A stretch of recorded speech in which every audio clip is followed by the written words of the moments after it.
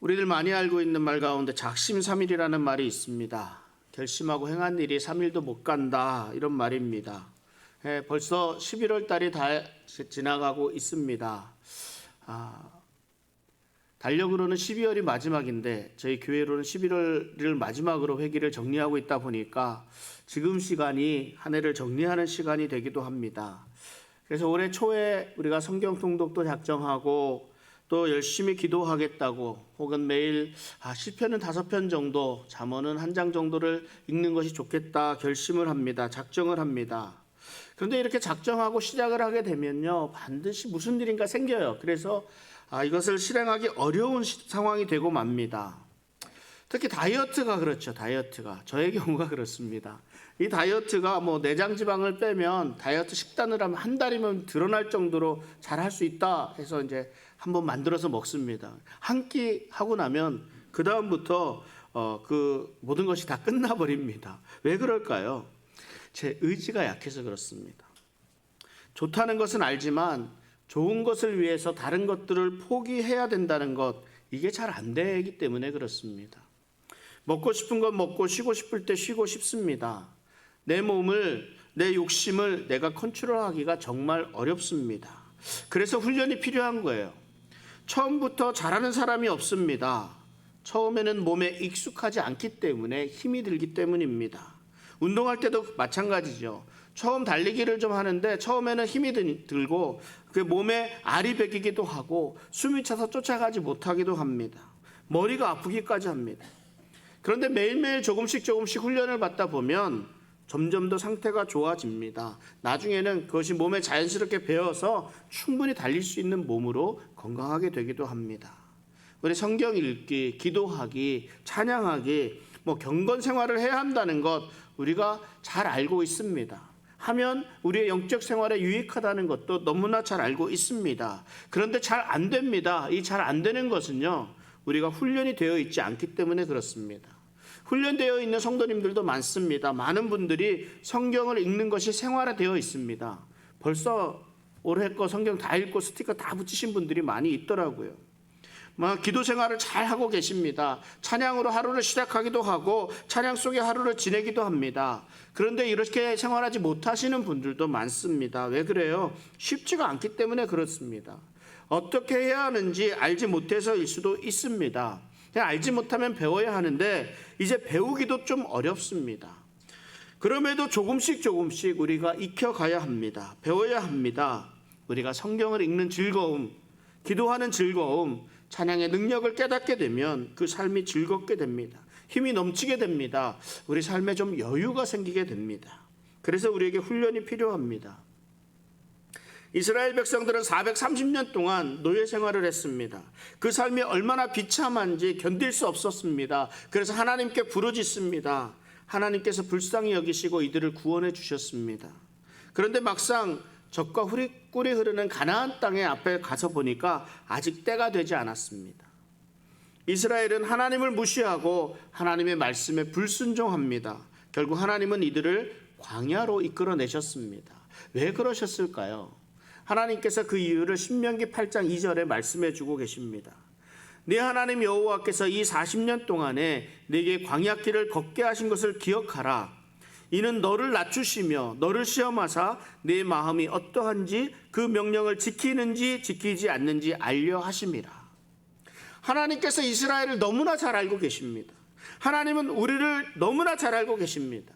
우리의 연약한 성품, 우리의 부족함을 알고 계시기 때문에 우리가 실패할 줄 알고 계십니다. 우리가 넘어질 줄 알고 계십니다. 그러니까 우리에게 훈련이 필요하다는 걸 알고 계시고 우리를 훈련시키고자 하시는 겁니다. 너희 하나님이 이런 분이라는 것을 알게 하셨습니다. 광야 생활은요, 하나님이 나의 하나님이 되는 과정이라 할 수 있습니다. 이곳에서 하나님은 수많은 기적을 베풀어 주셨습니다. 하나님의 하나님 되심을 나타내 주셨습니다. 무엇 때문에 그렇습니까? 하나님이 하나님이라는 걸 과시하기 위해서 기적을 베풀어 주셨나요? 하나님이 저 기분풀이를 하기 위해서 베풀어 주셨을까요? 이런 것이 아니지 않습니까? 이스라엘 백성이 오늘 우리가 이것을 보고 배우라고 베풀어 주셨습니다.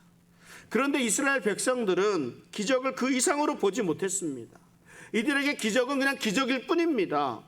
광야에 먹을 것이 없습니다. 그래서 하나님께서 만나를 내려주셨습니다. 이거 무엇을 의미합니까?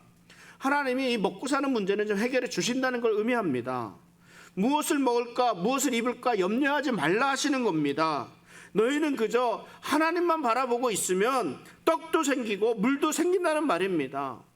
그런데 이스라엘 백성들은요, 정말 그 떡만 보고 있었습니다. 그 물만 보고 있었습니다. 만나가 내려지니 먹을 것이 생겨졌습니다. 목이 마르다고 하니까 반석에서 물을 내어 주셨습니다. 주신 것 마시면 갈증이 해결이 되니 좋았습니다. 그런데 이것뿐이었습니다. 만나를 내리신 분도 하나님이시고 물을 내어주신 분도 하나님이신 것을 우린 잊어버립니다. 그냥 먹고 마시고 끝이었습니다. 하나님이 낮에는 구름기둥, 밤에는 불기둥으로 인도해 주셨습니다. 여러분, 광야는 일교차가 크잖아요. 우리가 살고 있는 이곳 아리조나도 마찬가지입니다. 요즘에는 낮에는 반팔, 밤에는 자켓을 입어야 합니다. 그런데 낮에는 구름기둥으로 햇볕을 가려주니까 얼마나 시원합니까? 그냥 시원해서 좋다고 합니다. 밤에는 추운 밤이 되니까 불기둥이 나와서 따뜻하게 우리 몸을 감싸줍니다. 편안하게 잠을 잘 수 있도록 해줍니다. 그러니까 좋다고 합니다. 뭐예요? 당연한 줄 알고 있습니다. 광야에는 구름기둥이 있어서 햇볕을 가려주고 불기둥이 있어서 따뜻하게 해준다는 그것까지, 딱 그것까지. 이스라엘이 가나안 땅 앞에서 왜 하나님에게 불순종했을까요? 하나님의 수많은 기적이 없어서 그랬습니까? 그렇지 않습니다. 하나님은 매 순간 이스라엘 백성들에게 기적을 베풀어 주셨습니다. 이들이 사는 것 자체가 기적이었습니다. 애굽에서부터 지금까지 하나님의 기적을 계속해서 보아온 사람들이었습니다. 그럼에도 불구하고 불순종합니다. 왜냐하면 눈에 보이는 가나안 사람들이 거인이었기 때문에 그렇습니다. 그에 비해서 이스라엘의 모습은 메뚜기와 같았다라고 표현합니다. 상대는 커 보이고 자신은 작아 보입니다. 두렵습니다. 죽을 것만 같습니다. 아무것도 할 수 없을 것 같습니다. 왜 그럴까요? 오늘 본문 4절에 이렇게 말씀합니다. 그 이유를. 그러나 깨닫는 마음과 보는 눈과 듣는 귀는 오늘 여호와께서 너희에게 주지 아니하셨느니라. 하나님이 보여주셨음에도 보지 못했기 때문입니다. 하나님이 보여주셨음에도 이 능력이, 이 기적이 어디에서 비롯되었는지 알 수 없었기 때문에 그렇습니다. 그래서 뭐예요? 한마디로 하나님의 말씀에 순종하는 훈련이 되어 있지 않았기 때문입니다. 그러니까 하나님을 믿을 수 없으니까 불순종할 수밖에 없습니다. 결국 하나님은 이들을 광야로 이끌어내셨습니다. 훈련의 기간이 필요했습니다. 하나님에 대해서 더 많이 알아야 했습니다. 광야 생활하는 40년 동안 이때 하나님께 불순종했던 이스라엘 백성들은 다 죽었습니다. 이제 가나안 땅을 눈앞에 두고 모세의 마지막 말을 듣고 있는 사람들은 출애굽한 2세들입니다. 이 말씀은 오늘을 살아가고 있는 우리들에게도 그대로 전해주시는 말씀입니다. 하나님은 수없이 백성들에게 깨달을 수 있는 마음을 주셨습니다. 볼 수 있는 눈을 주셨고 들을 수 있는 귀를 주셨습니다. 그러나 이스라엘 백성들은 보지 못했고 듣지 못했고 깨닫지 못했습니다. 하나님은 매 순간 매일 우리에게 말씀하십니다. 우리에게 보여주십니다. 우리에게 드러내 주셨습니다. 그런데 우리가 깨닫지 못하고 듣지 못하고 보지 못합니다. 오늘을 살아가는 우리들에게 정말 필요한 것은 우리가 볼 수 있는 눈이고 들을 수 있는 귀고 이것을 깨달을 수 있는 마음입니다. 우리가 어떤 시각을 가지고 있느냐가 정말 중요합니다. 우리가 가지고 있는 눈으로 세상을 보게 됩니다. 눈에 보이는 대로 세상을 봅니다. 이 눈으로 보는 것에 영향을 미치는 것이 있습니다. 그래서 뭐예요? 내가 가지고 있는 지식들이 영향을 미칩니다. 물은 위에서 아래로 흐른다라는 지식을 가지고 있으면 이것이 보는 것에도 영향을 미칩니다. 그래서 착각이라는 것을 하게 됩니다. 착각. 나는 분명히 보았는데요, 본 것이 아닙니다. 여러분 그거 아세요? 보지 못했는데 있습니다. 이거 믿을 수가 없습니다. 나는 본 것만 믿는다. 나는 본 것만 믿는다. 이런 분들이 계시는데요. 이것이 얼마나 어리석은 건지 모릅니다. 보고도 믿지 못하는 일들이 이 땅에는 무수히 일어나고 있습니다. 우리에게는 영안이라 하는 것이 있습니다. 영의 눈이라고 합니다. 모든 현상 뒤에 숨어 있는 하나님의 뜻을 볼 수 있어야 합니다. 우리가 영적인 눈이 띄어져야 하나님의 뜻을 제대로 볼 수가 있습니다. 이스라엘 백성들만큼 하나님의 놀라운 기적들을 많이 본 백성들은 없습니다. 바다가 눈앞에서 갈라지는 것을 봅니다. 여러분 이거 본 적 있습니까? 모르죠. 저 제부도 가서 이렇게 보신 분들은 이렇게 보셨을지 모르겠지만 바람이 얼마나 불면 바다를 갈라놓을 수 있을까요? 또 그리고 바람이 잘 불어서 바다를 갈라놓았다고 하더라도 얼마나 오랫동안 그 상태를 유지할 수 있을까요? 알고 있는 지식으론 알 수 없는 일을, 믿을 수 없는 일들이 일어난 겁니다. 이것이 기적입니다. 하늘에서 만나라는 것이 내려옵니다. 도대체 만나라는 것이 어떤 것이기에 보관할 수가 없습니다. 하루만 지나가도 다 썩어져 버려요. 상에서 먹지를 못합니다. 그런데 유난히 안식일 전날에 거둔 거는요, 하루를 둬도 또 그 다음날 먹을 수가 있습니다. 보관이 가능합니다.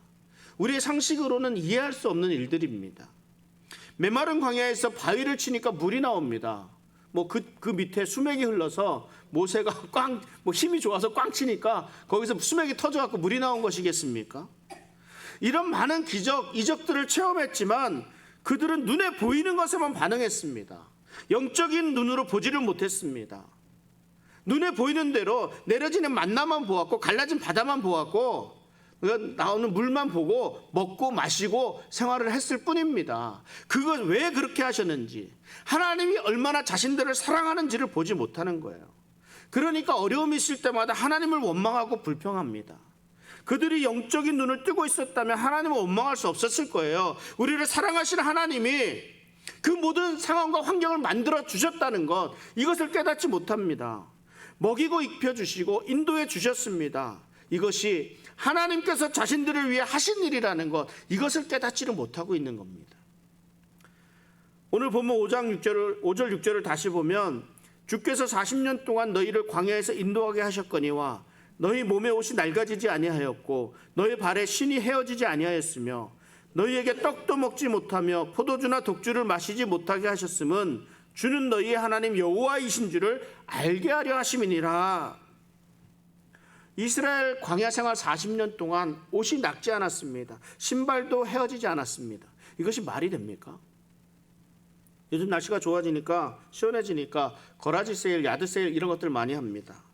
입었던 옷들이지만 안 입고 있는 옷들을 이제 조금씩 다 꺼내어 놓습니다. 그런데 이것이 거라지 세일을 많이 다니다 보면요, 이게 햇볕에 많이 노출이 되어 있다 보니까 조금만 입게 되면 금방 찢어져 버립니다.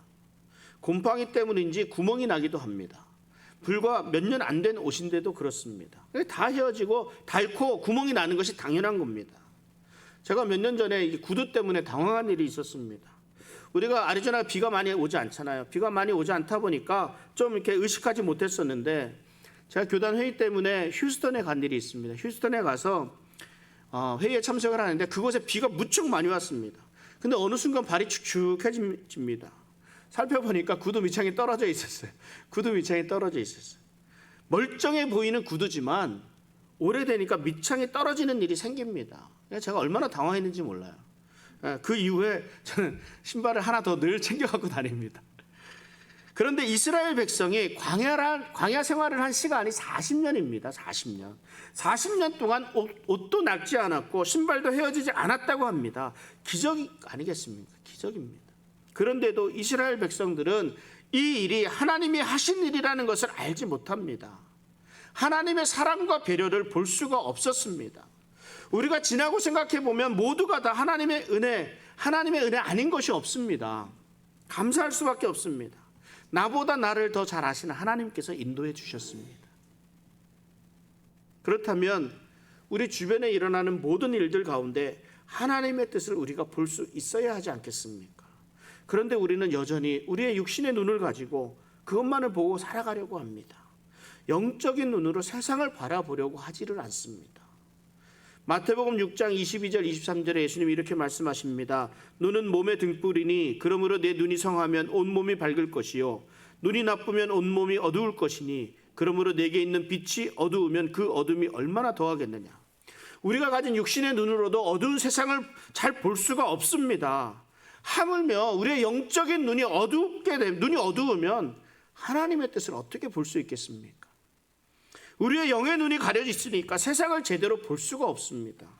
예수님이 이 땅에 왜 오셨는지, 왜 십자가에 달리셨는지 우리가 알 수가 없습니다. 왜 그럴까요? 이 땅에는요, 우리가 하나님께로 가까이 가고자 하는 것을 막으려고 하는 존재들이 있습니다. 못하게 막는 세력들이 있다는 거예요. 바로 마귀입니다. 마귀는 우리가 영적인 눈으로 세상을 보지 못하도록 막아서는 역할을 하고 있습니다. 마귀는 하와에게 그랬잖아요. 에덴 동산 중앙에 있는 선악과를 보라고 합니다. 먹음직도 하고 보암직도 하고 지혜를 줄 만큼 탐스럽다, 이렇게 탐심도 이렇게 말씀합니다. 하나님의 말씀으로 선악과를 보았을 때는요, 아무런 느낌이 없었습니다. 그런 생각 1도 없었습니다. 그런데 마귀의 유혹을 벗고 보니까 어떻게 보여요? 먹음직도 해 보이고 지혜를 줄 만큼 탐스럽게도 보였다는 말입니다. 그 안에 욕심이 생기고 탐심이 생겼다는 말입니다. 우리가 세상을 어떤 시각으로 보느냐에 따라서 세상이 달라 보입니다. 우리가 육의 눈으로만 세상을 보게 되면 다 갖고 싶고 다 먹고 싶은 우리의 탐심이 생길 수밖에 없습니다. 요한일서 2장 16절에 이렇게 말씀합니다. 우리 같이 한번 읽겠습니다.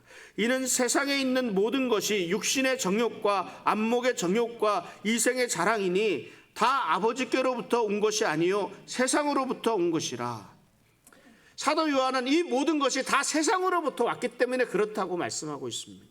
우리가 세상을 영적인 눈으로 보아야 하나님 아버지께로부터 온 것을 제대로 볼 수가 있습니다. 그렇지 않으면 우리는 또 미혹되고 말아요. 우리의 죄가 우리의 영적인 눈을 가리는 역할을 합니다. 죄악이 우리의 눈을 가리고 하나님의 뜻을 못 보게 하고 예수님의 사랑을 못 보게 하고 성령님의 인도하심을 못 보게 막습니다. 그러니까 우리가 죄의 문제를 먼저 해결해야 합니다. 죄의 문제는 어떻게 해결합니까? 우리가 인격적으로 예수님을 만나는 방법밖에는 없습니다. 예수님을 인격적으로 만나야 죄 문제가 해결이 됩니다. 그러면 우리의 영의 눈도 자연스럽게 뜨여지게 됩니다. 영의 눈을 뜨고 있어야 합니다. 마지막 때를 살아가는 우리들에게 이 보는 눈이 정말 더 중요합니다. 그러니까 요한계시록엔요, 이 본다라는 말에 72번이나 나온다 그래요. 제가 세보진 않았지만. 그러니까 우리가 마지막 때 이렇게 보는 것이 정말 중요합니다. 그런데 어떤 눈으로 보아야 됩니까? 영의 눈으로 볼 수 있어야 합니다. 우리가 영의 눈으로 볼 수 있을 때 우리는 하나님의 참 뜻을 알게 되고 광야 같은 삶 속에서 어떤 고난이 올지라도 그 고난 뒤에 숨어있는 하나님의 참 사랑을 깨달을 수 있게 됩니다. 우리 사랑하는 성도님들이 영의 눈이 밝아져서 하나님의 놀라우신 뜻과 그 계획을 알아서 그 말씀에 쫓고 순종하며 살아가는 우리 복된 성도의 삶 되시기를 주님의 이름으로 축원합니다. 우리가 보는 눈만큼 중요한 것이 들을 수 있는 귀입니다. 이스라엘 백성들은 계속해서 주시는 하나님의 말씀을 가볍게 여겼습니다. 하나님의 말씀을 듣고 순종하면 하나님께서 무엇을 주세요? 하나님께서 축복하세요. 그리고 하나님 앞에 하나님의 말씀에 순종하지 않으면 저주하시겠다고 그렇게 말씀을 하고 있음에도 불구하고 그들은 두려워하지 않았습니다. 들을 귀 있는 자는 들어라, 이렇게 성경에서 얼마나 많이 강조하고 있습니까? 믿음은 들음에서 나고 들음은 그리스도의 말씀으로 만나는다고 말씀합니다. 그런데 우리가 말씀을 믿고도 말씀을 이렇게 듣고도 믿음이 생기지 않고 우리의 믿음에 변화가 없습니다. 그 이유가 무엇일까요? 보는 눈하고 마찬가지라는 겁니다. 우리의 귀로 듣고 끝내버렸기 때문입니다. 하나님의 말씀을 듣고 순종했을 때 이스라엘의 가는 길은 순탄했습니다. 형통했습니다. 그러나 하나님의 말씀에 귀를 기울이지 않았을 때 하나님의 심판과 저주가 뒤따랐습니다. 대표적인 사건이 출애굽할 때 애굽 땅에 내린 장자의 죽음이었습니다. 이스라엘 백성들이 하나님의 말씀을 듣고 문설주와 문지방에 어린 양의 피를 발랐습니다. 그 말씀에 순종했더니 애굽에 내린 재앙이 이스라엘 집은 피해갔습니다. 이렇게 순종하면 이스라엘이 하나님을 원망하고 불평하고 하지 말라는 순종하던 이스라엘이 정말 하나님을 원망하고 하나님을 불평하고 하지 말라는 우상을 섬기게 되고 따르게 됩니다. 이방 문화와 우상과 이방 여인을 따르게 됩니다. 그래서 출애굽기 15장 26절에 이렇게 말씀합니다. 이르시되 너희가 너희 하나님 나 여호와의 말을 들어 순종하고 내가 보기에 의를 행하며 내 계명에 귀를 기울이며 내 모든 규례를 지키면 내가 애굽 사람에게 내린 모든 질병 중 하나도 너희에게 내리지 아니하리니 나는 너희를 치료하는 여호와임이라. 하나님은 모든 말씀에 귀를 기울이라고 말씀하셨습니다. 그런데 오늘 우리들 또한 하나님의 말씀에 온전히 귀를 기울이지 못하고 있습니다. 하나님의 말씀을 들음에도 왜 믿음이 자라지 않고 내 삶에 변화가 없을까? 하나님이 말씀을 주시는 것은 우리가 좀 성숙해지기를 원하심인데 왜 우리 삶에는 변화가 없을까요? 하나님의 말씀에 문제가 있는 게 아니라 내 듣는 귀에 문제가 있는 겁니다.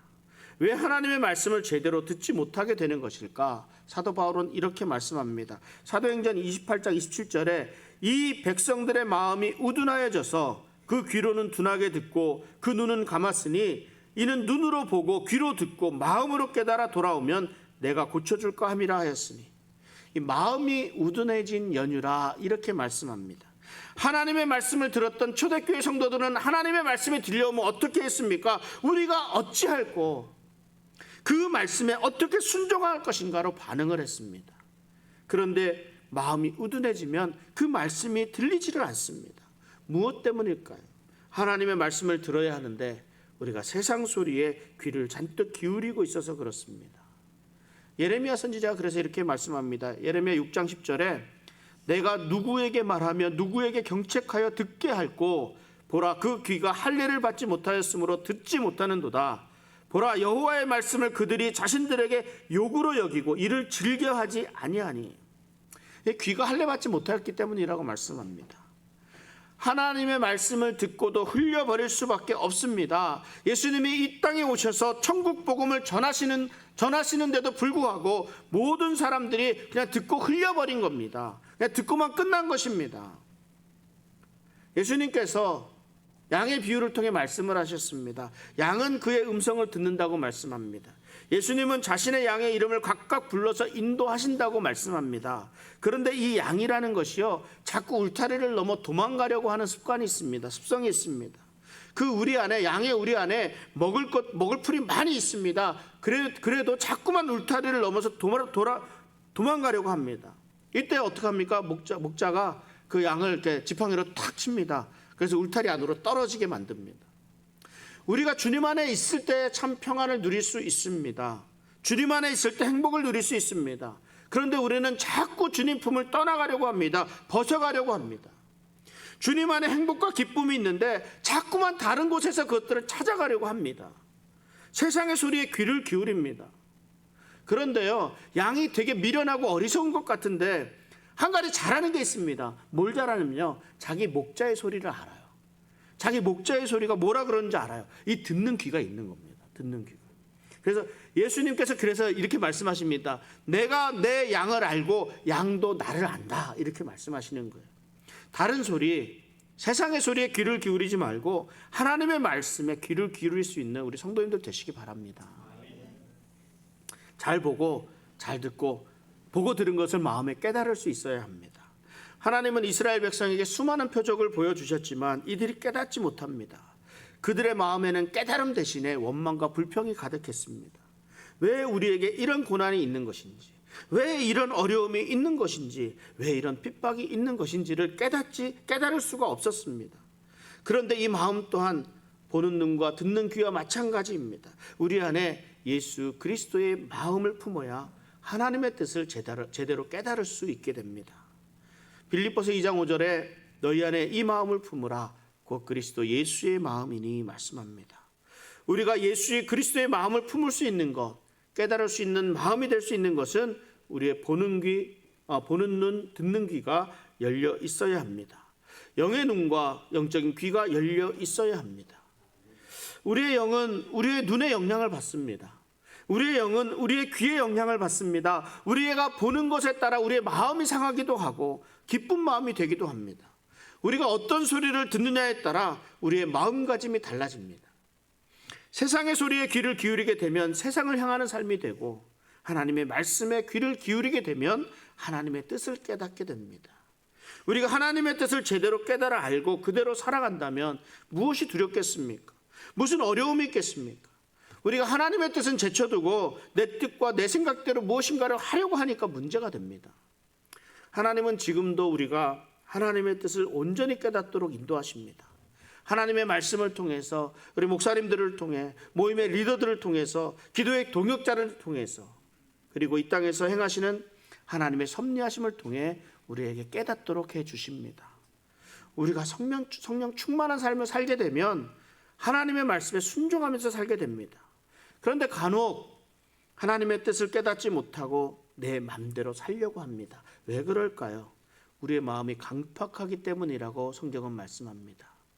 에스겔서 3장 7절에 보면 그러나 이스라엘 족속은 이마가 굳고 마음이 굳어 네 말을 듣고자 아니하리니 이는 내 말을 듣고자 아니함이니라. 이마가 굳고 마음이 굳어서 하나님의 말씀을 듣고자 하지 않는다고 말씀합니다. 또 예수님께서 뭐라 그러셨습니까? 너희가 입술로는 나를 존경하되 마음은 내게서 멀다, 이렇게 말씀하십니다. 우리가 정신 바짝 차려야 합니다.